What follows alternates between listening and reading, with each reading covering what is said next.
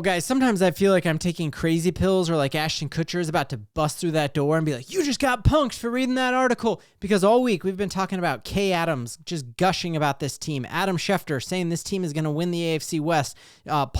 James Palmer coming out and saying Sean Payton knows this team has arrived. Seth Wickersham writing an entire part of his book on quarterback processes saying like Sean Payton found the next Patrick Mahomes. And then I read some slop like I just read on PFF ranking the top quarterbacks in the NFL, and my blood is boiling. We're going to refute their claims they made in that article with some actual data and facts. We also have some great news in the AFC West as OTAs started for the Raiders, and it's not looking good on a number of fronts. And we get some news about just more dysfunction in Cincinnati with the Bengals. That and way more in this video. If you're new to the channel, it helps me in the YouTube algorithm out a lot. If you like the Broncos, would you like and subscribe?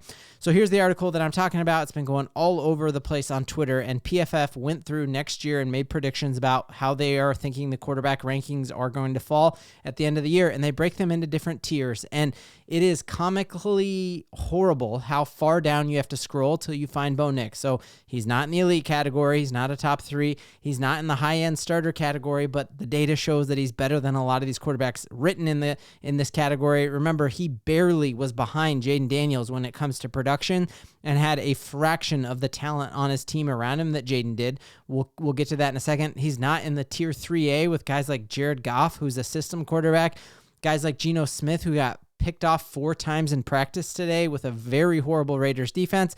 Brock Purdy, the last pick of the 7th round. He's not even in this solid starter, but they need help.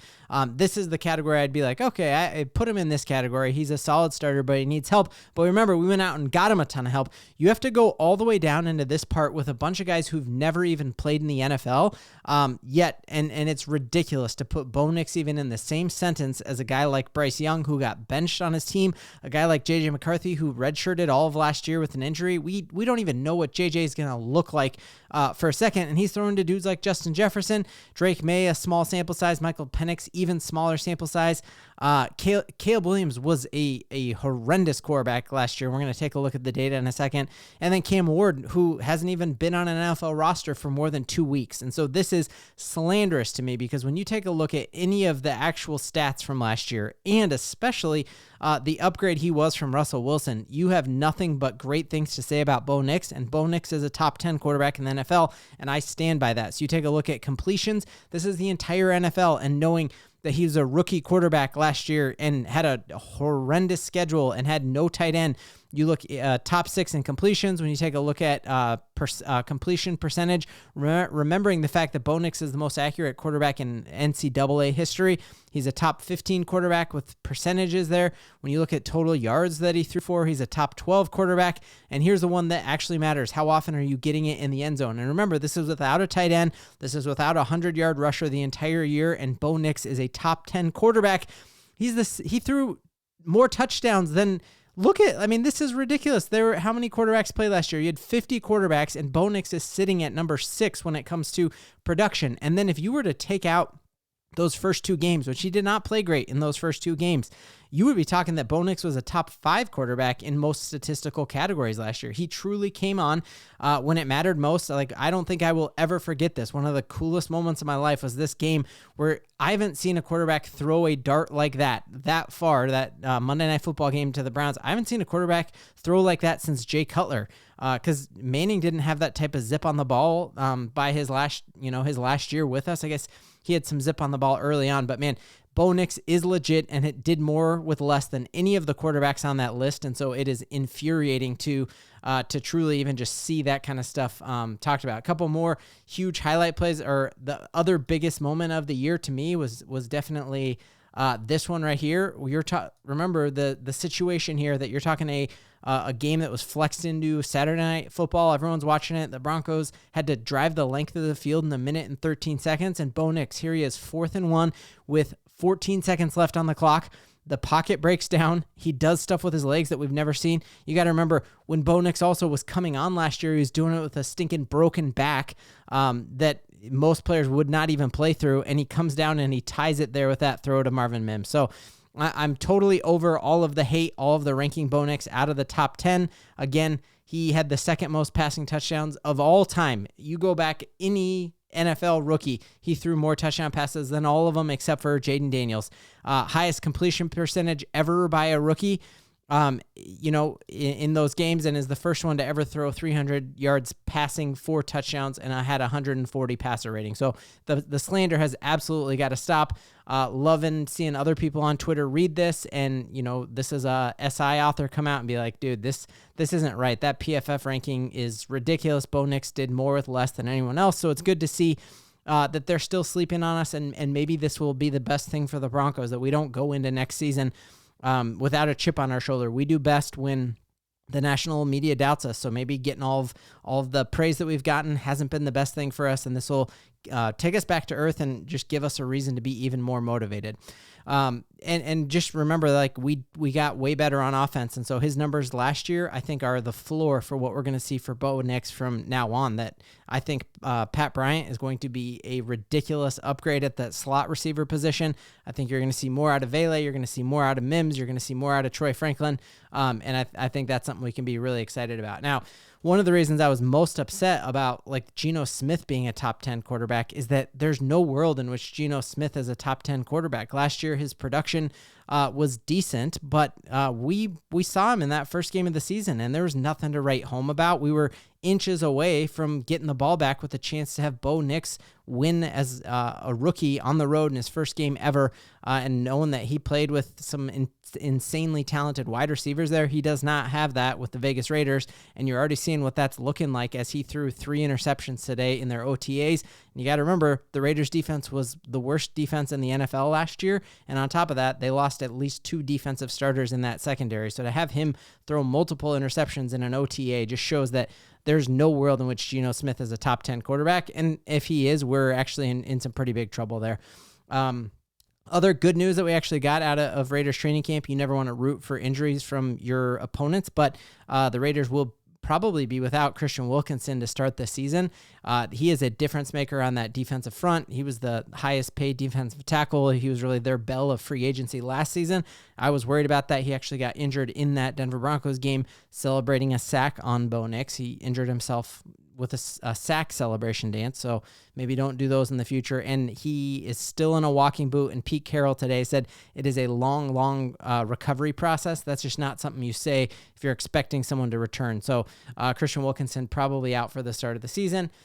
But there was some good news. So we have national media dogging Bo Nix, but they are giving all of the love to our defense. So the Fox, who's the outlet that predicted the Broncos to win the AFC West and actually beat the Chiefs in both of the matchups, came out and they released advanced analytics on the top sack duos in the NFL. So it's cool to see our boys straight up at the top, but we're also not only at the top and ahead of vaunted defenses like the Vikings and the Texans and the Ravens, but we're also at the bottom, meaning like we have 2 tandems of pass rushers who made their best pass rush duo when it came to amount of time last year they got after the quarterback. And I think you were just going to see that trend continue because on top of that, we know Dondre Tillman was going off and had 5 sacks last year, and he's just going to get better.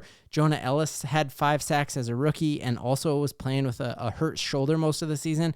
And watch out for guys like Savion Jones and obviously Quay Robinson, who folks are saying could have been the steal of the draft. So it's good to see that while one team or one outlet is dogging Bo Nix, at least they respect our defense, and they're going to have to. And this is further proof, like, if the Broncos get up on teams next year, our defense is going to win us games and just shut them out, because when you are down in the NFL, that's when you have to pass the ball. So congrats on getting Ashton Genty, but you're going to be down so much against the Broncos that you're going to be forced to be dropping back with Geno Smith. And Geno Smith is a decent quarterback when he has the play-action pass to rely on. But when you're down 10 points, the play-action pass isn't going to fool anyone because we know you got to throw the ball. And we've got a platoon of edge rushers again. And the rest of the NFL absolutely knows that and sees that. Other good news that we got here is that we know already the Cincinnati Bengals are in big trouble, and they have a holdout with Trey Hendrickson. He's not planning on participating in any OTAs, so their best defensive player on a very, very depleted defensive front is not participating. The guy that they drafted to fill in for him not only missed the first round of rookie OTAs, he plans on not participating in the second round until he has his rookie deal. So you've got basically your two future, the make or break dudes for this defense, which is probably already going to break even with them because they are so depleted. They're without the services of both of them, and the Broncos play them on Monday Night Football. So that we would love to, obviously I think the holdout will be over by then. It might not be for Trey Hendrickson. He might be forcing a trade out of there. But I think this is good news and just shows even further proof that Sean Payton's culture that he's established here is just different than other places in the NFL, and that's fantastic. Then we had some league meetings happen, and there were 3 votes. All of these votes impacted the Broncos in some way, and I wanted to go over them super quick. Awesome article here on SI.com about how these ended up playing. So the first one is the tush push. We play the Philadelphia Eagles this year, and it would be great to not have our players injured on a non-football play that looks like rugby, and that does not look like it's going to happen. So the Broncos were one of the teams that voted to outlaw the tush push, but they did not get to the 24 teams that they required. So 22 said, hey, let's get rid of this play, and then you had, 10 teams who said, no, we should probably keep this play in. So that's somewhat of a bummer. I do think that I don't like the tush push per se, but I do like the idea that offensive linemen can push a player into the end zone, like we saw happen last year with Javonte Williams a couple times, where he gets stood up and didn't get brought down, and you had the whole offensive line kind of carry him into the end zone. I loved that play, and outlawing the tush push would have also outlawed that. So I guess in that way, I'm not that bummed about him.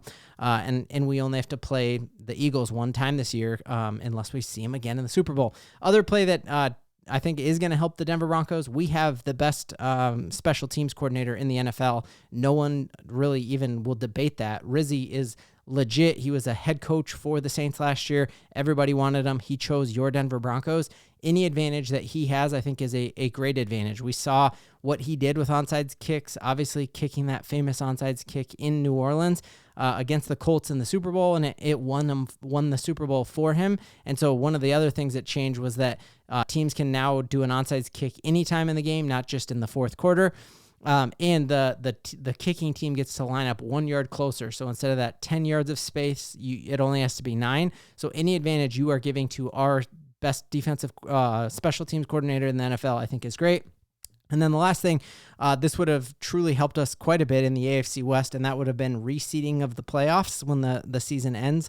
If you win the division, you're in, but then instead of being locked in necessarily to a wild card, even if you have a better record than the division winner, they would have reseeded the playoffs. That got struck down. Interesting to me that Sean Payton did not want the change to happen. So Sean Payton is happy with how this happened, which again, I think is just a sign that he has ultimate confidence that, hey, we don't need reseeding because if you win the division, you get a home game. And Sean Payton is planning on winning a ton of divisions, and I think he's going to. And Broncos country, we've got so much to believe in.